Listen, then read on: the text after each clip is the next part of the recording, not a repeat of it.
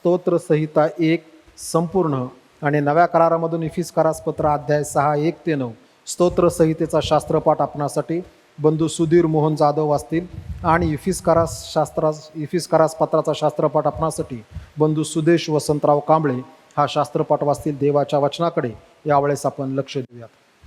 जुन्या करारातून स्तोत्रसंहिता पहिला अध्याय संपूर्ण. नीतिमान व अनीतिमान, जो पुरुष दुर्जनाच्या मसलतीने चालत नाही, पापी जनांच्या मार्गात उभा राहत नाही आणि निंदकांच्या बैठकीत बसत नाही, तर परमेश्वराच्या नियमशास्त्रात रमतो, त्याच्या नियमशास्त्राचे रात्रंदिवस मनन करतो, तो धन्य. जे झाड पाण्याच्या प्रवाहाजवळ लावलेले असते, जे आपल्याला हंगामी फळ देते, ज्याची पाने कोमेजत नाहीत, अशा झाडासारखा तो आहे. आणि जे काही तो हाती घेतो ते सिद्धीस जाते. दुर्जन तसे नाहीत, ते वाऱ्याने उडून जाणाऱ्या भुशासारखे आहेत. ह्यामुळे दुर्जन न्यायसमयी टिकवायचे नाहीत, पापीजन नीतिमानांच्या मंडळीत उभे राहायचे नाहीत. कारण नीतिमानांचा मार्ग परमेश्वराला अवगत असतो, पण दुर्जनांचा मार्ग नष्ट होतो. देवबाप वाचले वचन आपणा सर्वांसाठी आशीर्वादित करो. नवीन करारामधून पावलाचे इफिसकारास पत्र याचा 6वा अध्याय 1-9 वचनही आपण वाचूया. मुलांनो, प्रभूमध्ये तुम्ही आपापल्या आईबापांच्या आज्ञेत राहा, कारण हे योग्य आहे. आपला बाप व आपली आई यांचा मान राख, यासाठी की तुझे कल्याण व्हावे व तू पृथ्वीवर दीर्घायू असावे. अभिवचन असलेली हीच पहिली आज्ञा आहे. बापांनो, तुम्ही आपल्या मुलांना चिरडीस आणू नका, तर प्रभूच्या शिस्तीत व शिक्षणात त्यांना वाढवा. दासांनो, आपण ख्रिस्ताचेच आज्ञापालन करीत आहोत अशा भावनेने तुम्ही भीत व कापत सरळ अंतःकरणाने आपल्या देहदशेतील धन्याचे आज्ञापालन करीत जा. माणसांना खुश करणाऱ्या लोकांसारखे तोंड देखल्या चाकरीने नव्हे, तर देवाची इच्छा मनापासून पूर्ण करणाऱ्या ख्रिस्ताच्या दासासारखे ते करीत जा. ही चाकरी माणसांची नव्हे, तर प्रभूची आहे असे मानून ती सद्भावाने करा. कारण तुम्हाला माहीत आहे की प्रत्येकजण, मग तो दास असो किंवा स्वतंत्र असो, जे काही चांगले करीतो तेच तो प्रभूकडून भरून पावेल. धन्यांनो, तुम्हीही त्यांच्याशी तसेच वागा व धमकावण्याचे सोडून द्या, कारण तुम्हाला हे ठाऊक आहे की तुमचा व त्यांचा धनी स्वर्गात आहे आणि त्याच्याजवळ पक्षपात नाही. देवाच्या वचनाकडे लक्ष लावूयात. आजचा दिवस हा फादर्स डे आहे. जगभरामध्ये जुलैचा 3रा रविवार हा फादर्स डे म्हणून सगळीकडे साजरा केला जातो. जेवढे विवाहित पुरुष आज चर्चमध्ये आहेत त्या प्रत्येकाला हा फादर्स डे आशीर्वादाचा, देवाने आम्हा सर्वावर दिलेली ही जबाबदारी आहे आणि हे देवाचं दान आहे. ते पूर्णतेस घेऊन जाण्यासाठी देव आम्हा सर्वांना पवित्र आत्म्याच्याद्वारे त्याची कृपा, त्याचा अनुग्रह, त्याचं सामर्थ्य त्याच्या शहाणपणाने संपन्न करो, ह्या आपणा सर्वांना शुभेच्छा आहेत. तुमच्या सगळ्यांना हा फादर्स डे आशीर्वादाचा जाऊ. आज सकाळी सकाळी टाइम्स ऑफ इंडियाचा पेपर आला आणि टाइम्स ऑफ इंडियाच्या फ्रंट पेजला असणारी आज फादर्स डेच्या निमित्तानं एक सुंदर कविता म्हणा किंवा लेटर लिहिलेलं आहे. Dear dad, remember when you use to think masks were hallowed thing. Now you know the difference between the clay mask and bubble mask. K-drama, what's that? You no longer us. You like to bring them with me now. Wing, non-wing, day, night. You know exactly what to get now, along with the bar of chocolate ever. Gen Z lingo used to confuse you. Now you know what sus fam means. You stopped asking, is that what you are wearing? Switch to, is that brunch look or consent look? Because at it twins out, I was not the only one growing up. Somewhere along the way, you went from just dad to girl dad, and I could not be more proud than anything else. सुंदर कविता. एक मुलगी आपल्या वडिलांसाठी लिहिते आणि times of इंडियाने front पेजला आज प्रसिद्ध केली. जगामध्ये वडिलांची जागा दुसरं कोणी घेऊ शकत नाही. पवित्र शास्त्र वडिलांविषयी खूप लिहितं. स्त्री आणि पुरुष हे सुरुवातीपासूनच देवाने निर्माण केलं तेव्हापासून वेगळे आहे. त्याच्यामुळं स्त्रीला पुरुषाची जागा घेता येत नाही आणि पुरुषाला स्त्रीची जागा घेता येत नाही. आज बसलेल्यापैकी किती जणांना बुद्धिबळ खेळता येतं, चेस?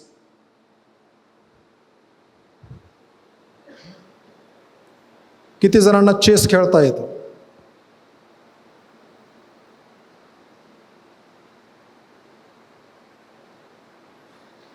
इकडच्या बाजूला जास्त संख्या आहे, इकडच्या बाजूला कमी संख्या आहे.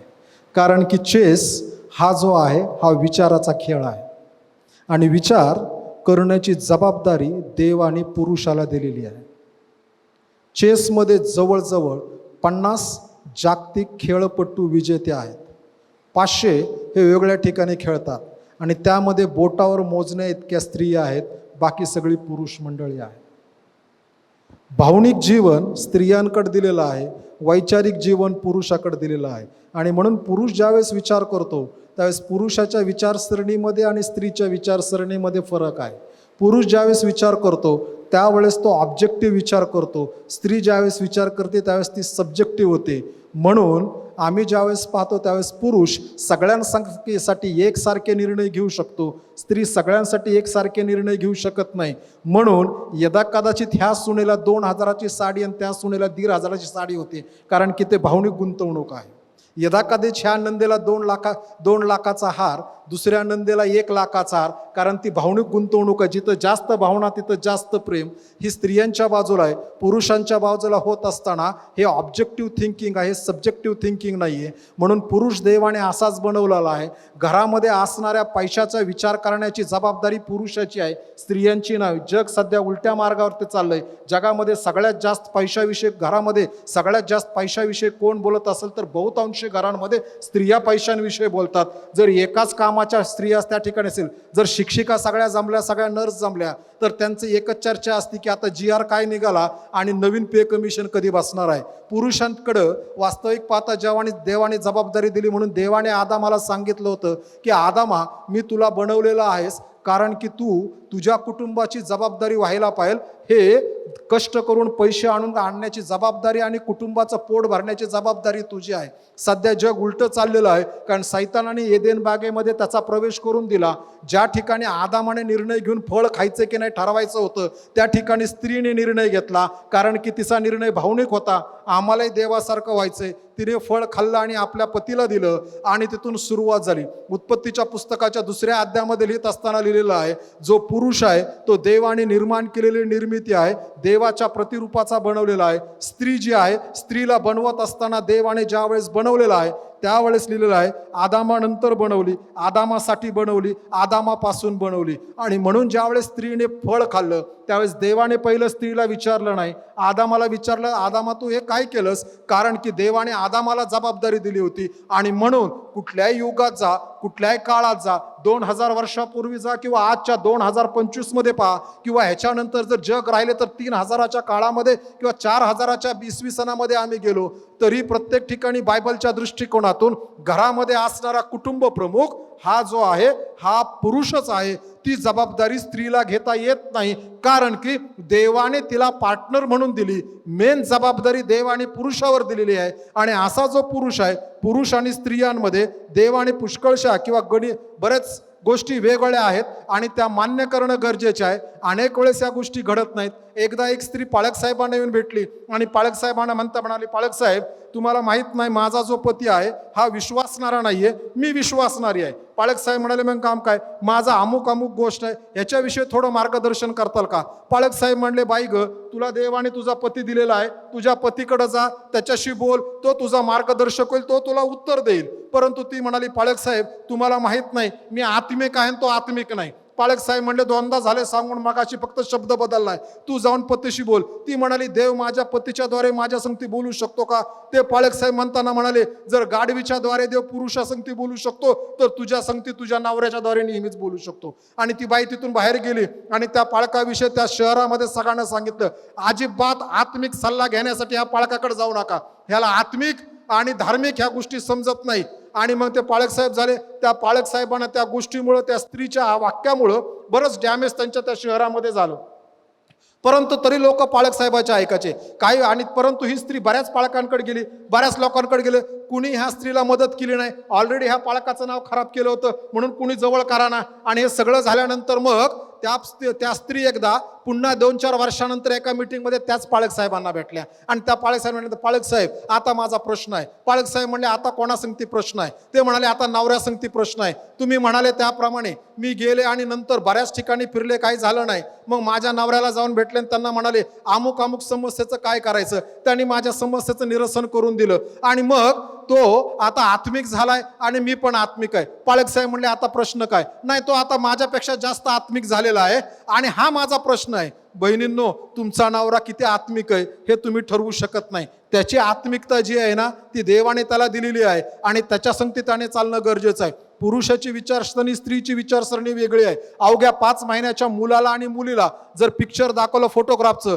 तर मुलगी 5 महिन्याची मुलगी जी आहे त्या फोटोग्राफमध्ये असणाऱ्या लोकांना ओळखते की जे जवळ ती रोज पाहते. परंतु 5 वर्षाचा गधाडा मुलगा जो आहे ह्याला ते मुलं ओळखायला फोटातले त्याला काही वर्ष लागतात की हाच पप्पा आहे, हीच मम्मी आहे, हाच आजोबा आहे, हेच काका आहे. मुलं फोटोग्राफ ओळखण्यामध्ये थोडे वेगळे आहेत. जर 2 वर्षाच्या 3 वर्षाच्या मुलांना हातामध्ये पेन्सिल दिली आणि त्यांना रंगकाम करायला लावलं, रंगकाम करायला लावल्यानंतर मुलं जी आहेत ही मुलं रंगकाम करत असताना ही मेकॅनिकल गोष्टी काढतील. मुली गोष्टी काढत असताना जे आहेत ती मम्मी काढतील, पप्पा काढतील, फूल काढतील, झाड काढतील, कुत्रा काढतील, मांजर काढतील, डोमेस्टिक गोष्टी आपल्या अवतीभोवतीच्या काढतील. हे देवाने दोघांना वेगळं केलेलं आहे. दोघांची विचारसरणी वेगळी आहे आणि म्हणून मंडळीमध्ये देखील आणि घरामध्ये देखील पुरुषांची जबाबदारी वेगळी आहे.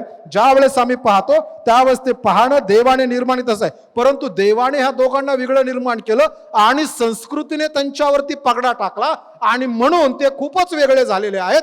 परंतु एक पुस्तक सध्या आहे किंवा बरेच वर्षापूर्वी लिहिलेलं आहे. ह्या पुस्तकाचा फक्त रिव्ह्यू वाचलेला आहे कारण की काल हे पुस्तक माझ्या संपर्कात आलं. पुस्तकाचं नाव आहे why men do not iron. Why men do not iron. घरामधला पुरुष घरामध्ये इस्त्री का करत नाही? मला वाटतं काहीतरी 96-97 पानाचं पुस्तक आहे. जो रिव्ह्यू वाचला त्याच्यावरून असं वाटतं पुस्तक चांगलं आहे. ऑर्डर केअर पुस्तक येईल. प्रिय बंधू आणि भगिनींनो, देव मात्र ज्यावेळेस पुरुषाकडे पाहतो त्यावेळेस देव म्हणतो की मी ह्याला निर्माण केलं आणि हा त्याच्या कुटुंबासाठी आशीर्वादाचं ठिकाण आहे. आजच्या संदेशाचं शीर्षक आहे धन्य तो पुरुष.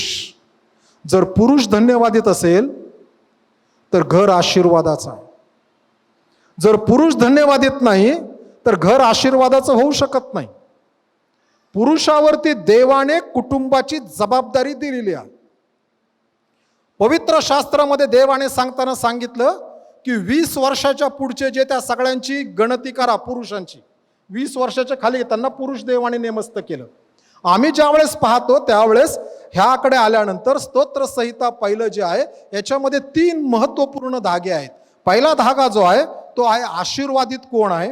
दुसरा धागा आहे की देव धार्मिक कोणाला म्हणतो. आणि तिसरा धागा जो आहे किंवा तिसरी महत्त्वपूर्ण जी गोष्ट आहे ती ही आहे की देव न्याय करणारा देव आहे. स्तोत्रसंहिता 1 मध्ये 2 प्रकारचे पुरुष दाखवलेत. एक धार्मिक पुरुष आणि जो दुसरा आहे अधार्मिक पुरुष. आमचा आज फादर्स डे असल्यामुळे धार्मिक पुरुषाकडे लक्ष लावणार आहोत. जेवढी पुरुष मंडळी आज या ठिकाणी बसून ऐकत आहे आणि ऑनलाईन नंतर ऐकणार आहे त्यांना विनंती आहे की येणाऱ्या दिवसामध्ये एका पाठीमागे एक धन्य पुरुष कोण आहे ह्याच्यावरती एक सिरीज मी यूट्यूबवरती टाकणार आहे. परंतु आज त्यातला पहिला संदेश समजा आपण पाहत आहोत. ज्यावेळेस आम्ही येतो त्यावेळेस जगामध्ये परंतु मग स्त्रियांना स्थान कसं आलं, स्त्रियांकडे गोष्टी कशा आल्या हे पाहणं गरजेचं आहे. पहिलं महायुद्ध आणि दुसरं महायुद्ध ज्यावेळेस झालं त्यावेळेस पहिल्या महायुद्धाच्या वेळेस जगामध्ये पहिल्याच वेळेस सगळं जग एकत्र येऊन युद्ध लढणार होतं. आणि म्हणून मित्र राष्ट्रांमध्ये की ज्या मित्र राष्ट्र एकत्र आले ते म्हणले लोकांनी युद्धाला जाणं गरजेचं आहे, पुरुषांनी युद्धाला जाणं गरजेचं आहे. आणि मग ते पुरुष मंडळी युद्धाला जायला निघाली. सगळ्यांनी आपल्या असणाऱ्या फॅक्टरीतल्या नोकऱ्या सोडल्या आणि हजारोच्या संख्येने आणि लाखोच्या संख्येने पहिल्या महायुद्धामध्ये पुरुष मंडळी सामील झाली. आणि म्हणून जर तुम्ही पहिलं महायुद्ध आणि दुसरं महायुद्धाचा जर अभ्यास केला तर तुम्हाला पाहायला भेटेल पहिल्या महायुद्धामध्ये खूप पुरुष मरण पावले, दुसऱ्या महायुद्धात कमी मरण पावले, कारण दुसऱ्या महायुद्धामध्ये पुष्कळ जण गेले नाहीत. पहिल्या महायुद्धाचा जो त्यांना अनुभव होता त्यानुसार पहिल्या महायुद्धामध्ये ज्या वेळेस गेले, लंडनमध्ये स्त्रियांनी जागा कशी घेतली त्याच्याविषयीचा हा रिसर्च आहे. ज्या वेळेस पुरुष महायुद्धासाठी गेले, आणि जगभरामध्ये देखील तसंच झालं, ज्या वेळेस पुरुष महायुद्धासाठी गेल्यानंतर त्यांनी घरची असणारी सगळी जबाबदारी आपल्या घरातल्या स्त्रियांकडे सोपवली. आणि मग स्त्रियांकडे सोपल्यानंतर हे युद्धासाठी सगळी मंडळी गेली. त्या पुरुषांच्या जागी स्त्रिया ह्या जाऊन त्या फॅक्टरीजमध्ये काम करू लागल्या, आपल्या कुटुंबाला सांभाळू लागल्या. पुरुष मात्र युद्धभूमीवरती आहे, त्या ठिकाणी युद्ध चालू आहेत. बरेच वर्ष चालू झालं आणि ज्या वेळेस युद्ध संपल्यानंतर पुन्हा पुरुष मंडळी आली, काही आली, काही मरण पावली, काही आलीच नाही. जे आले ते म्हणाले तुम्ही करताय ना ते चांगलं आहे. आणि मग स्त्रियांनी सांगत असताना सांगितलं की आता सगळं काही घरातलं आम्हीच बघत आहोत, मग आम्हाला मतदानाचा अधिकार द्या. त्याच्या अगोदर स्त्रियांना मतदानाचा अधिकार नव्हता. मग चर्चमध्ये पण स्त्रिया म्हणू लागल्या की आम्हाला पण चर्चमध्ये अधिकार हवा. शास्त्र ज्यावेळेस आम्ही पाहतो त्यावेळेस शास्त्रामध्ये पुरुषाला पुरुषाचे अधिकार दिलेत आणि शास्त्र स्पष्टपणे सांगतं स्त्रियांना मी पुरुषांच्या समोर शिकवण्याचा अधिकार देत नाही. कोणाचे काय प्रश्न असतील, सकाळी 10 वाजता चर्चकडे बसतो. चर्चकडे यायच्या सगळ्या प्रश्नाची उत्तरं बायबलमधून द्यायला मी बांधलेलं आहे. आता चांगला पुरुष, धन्यवादित पुरुष ह्याची व्याख्या देवाने मांडलेली आहे. आणि त्या व्याख्येमध्ये परमेश्वर 2 गोष्टी सांगतो, एक नाही आणि एक होय. हे ज्याच्यामध्ये ह्या गोष्टी आहेत त्या माणसाला तो धन्यवादित म्हणतो. आणि जो धन्यवादित पुरुष आहे हा धन्यवादित पुरुष फार आशीर्वादाचा आहे. परंतु स्तोत्र संहिता 1 मध्ये सुरुवात होत असताना हा स्तोत्रकर्ता लिहित असताना म्हणतोय, काल एका बंधूशी बोलत होतो, ते म्हणाले पाळक साहेब स्तोत्र संहिता 1 जे आहे ना हे येशू ख्रिस्ताविषयी आहे ना हो. म्हणलं अजिबात नाही. कधी कधी माणसं काहीतरी शिकवतात आणि त्यांच्या जीवनात येतं, परंतु या ठिकाणी लिहिलं आहे जो पुरुष, किंवा जुन्या भाषांतरामध्ये ओळ धन्य तो पुरुष. धन्य तो पुरुष कोण आहे? प्रिय बंधू, जर आम्ही आशीर्वादित झालो, धन्यवादित म्हणजे आशीर्वादित होणे, इंग्रजी शब्द आहे ब्लेसेड. आम्ही जर आशीर्वादित झालो तरच आमच्या कुटुंबातले इतर आशीर्वाद. स्तोत्र संहिता जे आळीपाळीचं वाचलं 128 त्यात म्हणले पुरुष धन्यवादित आहे म्हणून त्याची पत्नी आशीर्वादित होईल, त्याची लेकरं आशीर्वादित होतील, तिथं नंतर येऊयात. परंतु धन्यवादित पुरुष कोण हे पाहणं गरजेचं आहे. आणि पहिलं देवबाप सांगत असताना असं म्हणतो स्तोत्र संहितेच्या पुस्तकामध्ये ह्या पहिल्या ठिकाणी स्तोत्र संहिता 1 हे शहाणपणाचं स्तोत्र, इट इज अ विजडम साम. आणि ह्या स्तोत्र संहितेमध्ये देवाने ज्ञान दिलेलं आहे. स्तोत्र संहिता 1 सुरू होतं धन्यवादित पुरुषापासून आणि स्तोत्र 150ची समाप्ती होते प्रत्येकाने देवाचं स्तवन करावं. जो पुरुष आशीर्वादित आहे तोच देवाचं स्तवन सर्वात शेवटी आल्यानंतर करू शकतो आणि आपल्या संगती आपल्या कुटुंबाला घेऊन देवाची स्तुती आणि आराधना करू शकतो. याविषयी स्तोत्र संहितेचे 150 स्तोत्र आपल्याला मार्गदर्शन करतात. आणि म्हणून तो म्हणतो जो पुरुष दुर्जनाच्या मसलतीने चालत नाही. आशीर्वादित पुरुषाच्या गुणधर्मामध्ये पहिलं आहे नाही. काय नाही तर पहिली महत्वाची दुर्जनाच्या मसलतीने चालत नाही. जो पुरुष त्याला हे समजतं हे दुर्जन आहे का सज्जन आहे, हे देवाचं आहे का हे माणसाचं आहे, हे देवापासून आहे का हे सैतानापासून आहे. लेझीनेस इज अ सिन आहे ना, आळस पाप आहे.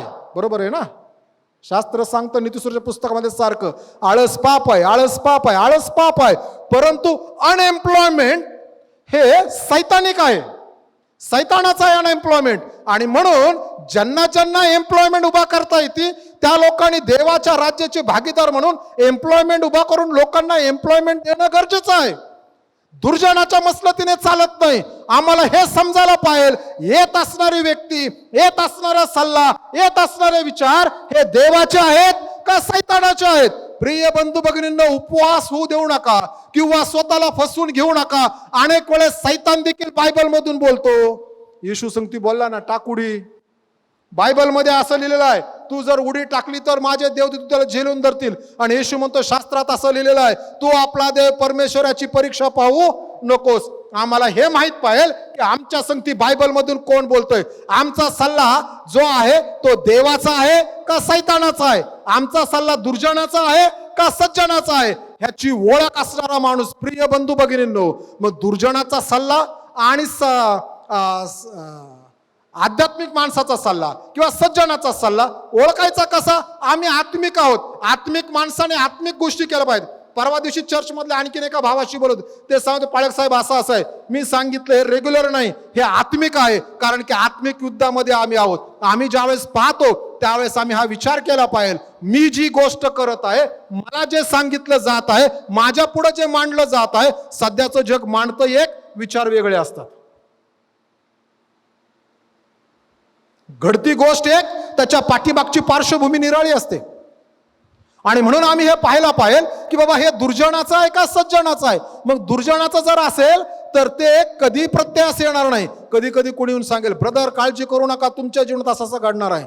आणि शास्त्र सांगतं खोटा संदेष्ट आणि खरा संदेशाची ओळख कशी करायची, ही जर आपल्याला माहीत असेल तर पुढे करेल. जे शिक्षण देवाच्या वचनावरती आधारित आहे, पवित्र शास्त्र पुरस्कृत आहे, ज्याला देवाचं वचन वारंवार सांगतं. शास्त्रामध्ये देवाचं वचन म्हणताना म्हणतं की ज्या 2 किंवा 3 साक्षीदाराशिवाय कुठलाही आरोप मान्य करू नकोस. त्याचप्रमाणे बायबलसाठी पण ती गोष्ट आहे. ज्या वेळेस बायबल मधली एखादी गोष्ट बाहेर आणली जाते त्यावेळेस बायबलच्या त्या वचनाला 2 किंवा 3 त्यासाठी पुरावे असणं गरजेचं आहे.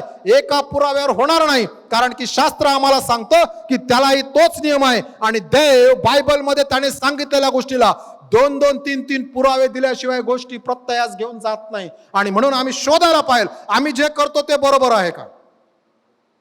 मागच्या आठवड्यामध्ये मी एक वचन वापरलं आणि वचन हे होतं, तुम्ही आपले असणारे व दावे विधर्म्यासमोर घेऊन जाऊ नका, कारण की एक दिवस येणार आहे तुम्ही ह्या जगाचा न्याय करणार आहात. प्रिय बंधू आणि भगिनींनो, देवाने आम्हाला परवानगी दिली नाही जायचं, परंतु समाज काय म्हणतो, जर तुम्ही दाबला जात असताल, जर तुम्हाला उत्तर भेटत नाही, जर तुम्हाला, तर जा कोर्टात. शास्त्र सांगतं तुम्हाला जा. हा, तुम्हाला कोणी बोलावलं ना, तुम्हाला उत्तर द्यायला जाणं गरजेचं आहे. हटवादीप्रमाणे घरी बसू शकत नाही. बायबल सांगतं ते महत्वाचं आहे. सज्जनाचा नियम बायबल सांगतं की तू जीवन जगत असताना असं जग आणि त्याप्रमाणे जगायला पाहिजे. शास्त्र आम्हाला सांगतं दुर्जनाच्या मसलतीत आम्ही हे पाहायला पाहिजे. दुर्जनाची मसलत म्हणतो, हे एखाद्या माणसाचं आत्मिक जीवन उद्ध्वस्त करतं का? हे एखादं कुटुंब उद्ध्वस्त करेल का? हे एखादी मंडळी उद्ध्वस्त करेल का? फक्त चर्च ऑफ ख्राइस्ट बारामती म्हणत नाही मी, कुठली मंडळी असो जी देवाने स्थापन केलेली आहे ती मंडळी उद्ध्वस्त करतं का? एखादी असणारी देवाची संस्था उद्ध्वस्त करतं का? देवाच्या द्राक्षमळ्याला हे जे आम्ही करत आहोत त्यामुळं वाळवी लागत आहे का? हे जर असेल वैयक्तिक पासून तर देवाच्या द्राक्षमळ्यापर्यंत जर ते घडत असेल तर तो दुर्जनाचा सल्ला आहे. आणि शास्त्र म्हणतं धार्मिक व्यक्ती, आशीर्वादित व्यक्ती दुर्जनाच्या सल्ल्यापासून दूर राहते. दुर्जनाचा सल्ला हा कधी समोरून येत नाही, तो मागच्या बाजूने येतो, मागच्या दाराने येतो. कारण येशूने सांगताना सांगितलं, चोर येतो तो घात व नाश कराव्यासाठी येतो. ज्या सल्ल्यामुळं घात आणि नाश होत असेल मग कोणाचाही, वैयक्तिक, कौटुंबिक, सामूहिक, देवाच्या मंडळीचा, देवाच्या द्राक्षमळ्याचा, तर ते चुकीचं आहे. आणि म्हणून तो घात आणि नाश कराव्यास येतो. मेंढपाळ जो येतो तो उडी मारून येतो, दारातून येतो. जे सरळ सरळ आहे ते देवापासून आहे, जे वाकडं तिकडं होऊन येतं ते देवापासून नाही. आणि म्हणून दुर्जनाच्या सल्ल्यापासून दूर राहणारा माणूस हा धार्मिक आहे. दुर्जनाच्या सल्ल्यापासून दूर राहणारा माणूस हा देवापासून आलेल्या गोष्टी करतो. पवित्र शास्त्रामध्ये आम्हाला समजतं दावीद आणि शाऊल दोघं एकाच गुहेत आहे. दावीद आतल्या बाजूला, शाऊल बाहेरच्या. आणि त्याच्या मित्रांनी सल्ला दिला, तू नुसतं होय म्हण, देवाने ह्याला आपल्या हातात दिलेला आहे. एकच भाला मारतो म्हणजे त्याला मारून टाकतो. आणि दावीद म्हणतो नाही, तो दुर्जनाचा सल्ला होता. त्याने सांगितलं देवाने दिलाय हातात.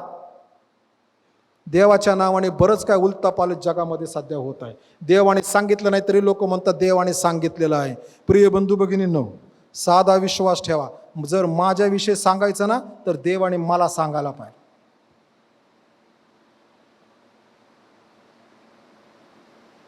मागं पण एकदा म्हणालो, एका व्यक्तीने मला विचारलं, पाळक साहेब ते अमुक अमुक देवाचे सेवक आले, ते म्हणाले देवाने मला दाखवले तुम्ही मला 50,000 रुपये देणार आहात. म्हणलो खोटारडा माणूस आहे. जो देणार आहे ना त्याला देवाने दाखवायचं, घेणाऱ्याला नाही दाखवायचं. माहिती आहे ना, घेणारा आणि देणारा समजतंय का हो? ही दुर्जनाची मसलत आहे. जर समजा कोणी म्हणतं देवाने मला तुम्हाला दाखवलं, जर माझ्याकडे कोणी आलं म्हणजे पालक साहेब देवाने मला दाखवलं, तुम्ही ₹1,00,000 मला देणार आहात, तर ती गोष्ट देवाने मला दाखवायला पाहिजे, घेणाऱ्याला नाही दाखवायची. हे खोटारडेपणा, ही दुर्जनाची मसलत आहे, सांभाळायला पाहिजे. कधी कधी काही सल्ले गोड बोलून येतात, पण त्याच्या पाठीमाग त्या जोगी सर्पाचं विष आहे ते पण समजायला पाहिजे. जो दुर्जनाच्या मसलतीत बसत नाही, दुर्जनांना ओळखणं हे फार महत्वाचं आहे. आणि दुर्जनाची ओळख ही आहे, ज्या ठिकाणी आत्मिक गोष्टी उद्ध्वस्त होत आहेत ते दुर्जनाचं आहे. दुसरा वाक्य तो म्हणतोय, पापी जनांच्या मार्गात उभा राहत नाही. पापी जनांच्या मार्गात उभा राहत नाही. एक तारण पावलेले, तारण न पावलेले, त्याचा तो अर्थ आहे. ज्या वेळेस आम्ही तारण पावलेले लोक एकत्र राहतो ना, त्यावेळेस देव आमच्या संगती तारणाविषयी किंवा आत्मिक गोष्टीविषयी बोलतो. म्हणून मलाखीच्या पुस्तकात म्हटलेलं आहे, देवाची लेकरं एकत्र बसून ज्या वेळेस ते बोलतात त्यावेळेस स्वर्गातून देव त्यांचं संभाषण ऐकतो. देवाच्या समोर एक स्मरणवही ठेवली आहे, त्यात लिहिलं जातं. बरोबर आहे ना हो? पापी जनांच्या मार्गात उभा राहत नाही. ज्याप्रमाणे आमची संगत असेल त्याप्रमाणे आमच्या गोष्टी असतील. जगामध्ये 3 प्रकारचे लोक आहेत. एक व्यक्तींविषयी बोलतात, दुसरे आयडियांविषयी बोलतात आणि तिसरे दृष्टांताविषयी बोलतात. ज्या ठिकाणी व्यक्तींविषयी बोललं जातं ना, ती लोक जी आहेत तिथं बसायचं नाही जास्त वेळ. का? तुम्ही गेल्यानंतर ते तुमच्याविषयी बोलतील. आयडियांविषयी आणि दृष्टांताविषयी बोलणाऱ्या लोकांसंगती बसलं की आमचे दृष्टांत मोठे होतात. म्हणून नीतिसूत्राच्या पुस्तकात म्हणजे जिथे दृष्टांत नाही तिथे लोक नाश पावतात. दृष्टांत असणारा व्यक्ती दुर्जनाच्या असणाऱ्या मार्गात उभा, पापी जनांच्या मार्गात उभा राहत नाही. ज्यांचं तारण झालं नाही, ज्यांना देवाची आस्था नाही, जे देवावर प्रेम करत नाहीत, ज्यांना देवाच्या गोष्टी चुकीच्या वाटतात, जे असं म्हणतात बायबलमध्ये आहे ओके आहे, ज्यांना असं वाटतं देव किंवा आत्मिक जीवन फक्त रविवारच्या 2 तासापुरतं आहे, त्यांच्यासाठी त्यांच्या मार्गात उभा राहू नका. कारण की देव चमत्कार करणारा देव आहे. देव आजही गोष्टी बदलतो. हा ज्यांचा विश्वास आहे, जे आमच्या आत्मिक जीवनाविषयी बोलतात, यदा कदाचित त्यांचे शब्द कडक असतील, परंतु त्यांचा दृष्टिकोन मागचा जो आहे तो आमच्या भल्याचा आहे. पापी जनांच्या मार्गात उभा राहू नको. जर माझं आत्मिक जीवन घसरत असेल तर त्या लोकांसंगती न राहिलेलं बरं. उदळा पुत्र मित्रांसंगती सगळे पैसे घेऊन गेला. सगळं संपल्यानंतर डुकरं ज्या शेंगा खात होते त्या शेंगा तो खाऊ लागला. मग त्याला ज्ञान आलं, माझ्या बापाच्या घरी तर खूप रेलचला. त्याने काय केलं? तिथंच पश्चाताप केला. तो म्हणाला, मी माझ्या बापाच्या घरी जाऊन म्हणेल बाबा तुमच्या विरुद्ध आणि स्वर्गाविरुद्ध.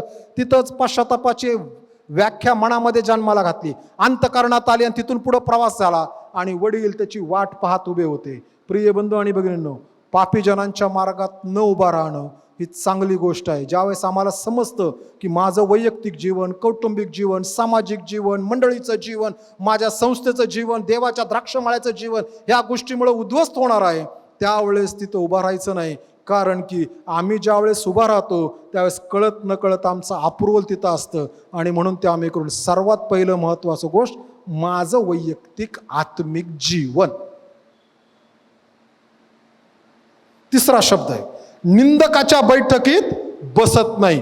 जुन्या भाषांतरात शब्द आहे ओल्ड व्हर्जनला, धर्मनिंदकाच्या बैठकीत बसत नाही. ज्या ठिकाणी निंदा होते अशा ठिकाणी आम्ही बसत नाही. जो आशीर्वादित व्यक्ती आहे निंदेमध्ये त्याचा सहभागी पण नाही. प्रिय बंधू, धर्मनिंदा आणि निंदा ह्याच्यात फरक आहे.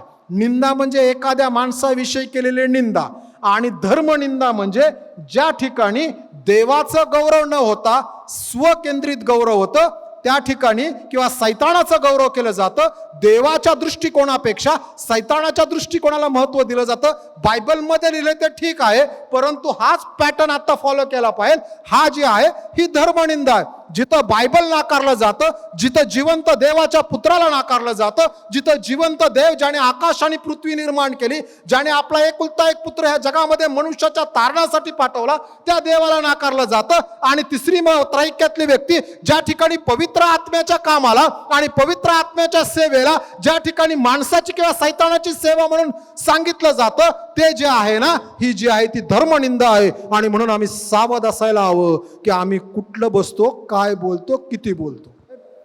मी माझ्या कामाच्या ठिकाणी सुवार्ता सांगतो. ते म्हणले आनंदाची गोष्ट आहे. कधी सांगतो?